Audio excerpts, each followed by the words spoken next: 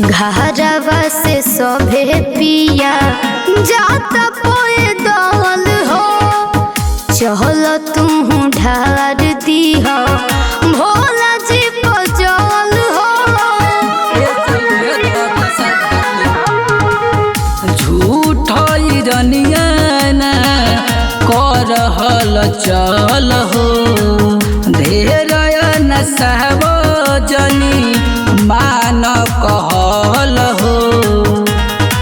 ए पिया भक्ति में मन मोरा सूरी बाबे सूरी बाबे, बुझना ढेर मजबूरी बाबे, असो देव घर गइली ना जरूरी बाबे। जाना बुझना ढेर मजबूरी बाबे, असो देव घर गइली ना जरूरी बाबे।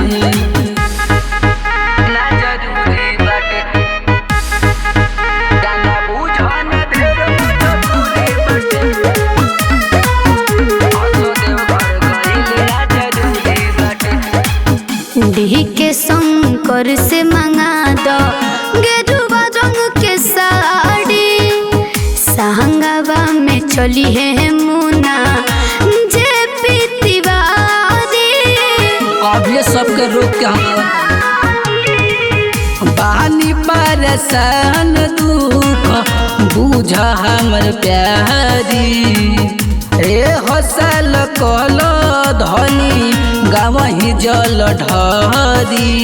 सुना का तोहर धनजी न मन फुरफुरी बाबे फुरफुरी बाबे। जाना बुझना ढेर मजबूरी बाबे, असो देव घर गइली ना जरूरी बाबे। जाना बुझना ढेर मजबूरी बाबे, असो देव घर गइली ना जरूरी बाबे। सब लोग जाता हम